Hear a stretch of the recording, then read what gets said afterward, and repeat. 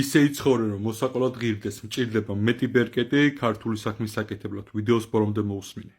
რუსთავიორის ინფორმაციით, კახი კალაძე კიდევ ერთხელ ვაპირებ არჩევნებში მონაწილეობის მიღებას. ხო და მე თქვენ გეკითხეთ, მე რამდენჯერ უნდა დაუჭიროთ კახა კალაძეს მხარი და უნდა ერჩიოთ ქალაქ თბილისის მიერად. მე გეტყვით, რომ არა, არ უნდა დაუჭიროთ და გეტყვით რატო. იმიტომ რომ ნაცების დროს ნაცებთან იყო, ქოცების დროს ქოცებთან არის და თუ წესიერი ხალხი მთავრობაში არ ვიყავით, ეს იქაც კარგად მოყარათდება. ხო და მე თქვენთან მაგ კითხვა. პირველ რიგში გეტყვით იმას, რომ ძალიან კარგად იცით ხოლმე თქვენთანგანმა, რომ ისე იცხოვრო, რომ მოსაყოლად ღირდეს და მართლა ძალიან ბევრი გამიგეთებეთ ჩემი ქვეყნისთვის, ჩემი ღმერთისთვის, ჩემი სამშობლოსთვის და ქართული გენისთვის და კიდევ უფრო მეტი მინდა ვცადო. ხო და რომ მინდა ვცადო და ამ ცდელობაში ძალიან ბევრი რამ გამომდის, ღმერთის წყალობით პირველ რიგში შემდეგ უკვე თქვენი მხარ დაჭერით. მინდა ასეთი კითხვა დაგისვათ. ხარს დამიჭერთ თუ არა ქალაქ თბილისის მერობაზე კენჭი რო ვიყარო.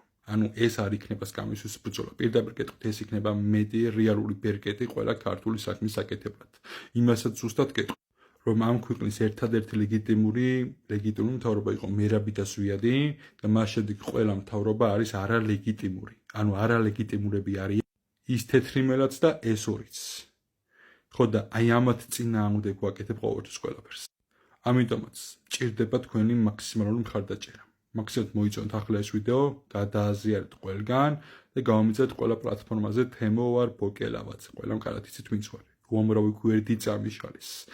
ძალიან ბევრი ადამიანი ცნობს ვიცი. ძალიან ბევრი ადამიანი ხარს მიჭერთ, ესეც ვიცი. მაგრამ საქმე იმაშია, რომ ყოველთვის ვიზღუდები და თქვენამდე სათქმელი ვერ მომაქვს. ამიტომაც გადაზიარებას აქვს უმნიშვნელოვანესი როლი, ასევე მოიწონეთ ეს ვიდეო თუ მეთანხმებით და ვიყარო თუ არა კენჭი, თანხმობის ნიშნად მოწონილება იყოს ამასაც. და მოიწონეთ ვიდეო, გააზიარეთ და გამომიძეთ ყველა პლატფორმაზე რა. თუ შევძელი რომ საბუთებით მოვაგვარე რომ საარჩევნო ნომერი მომანიჭონ და მივიღეთ მონაწილეობა, ეს იქნება ჯერ ხო ძალიან მაგარი შოკი ყველა იმ პირდაპირ სხვა ქვეყნის უცხო აგენტებისთვის.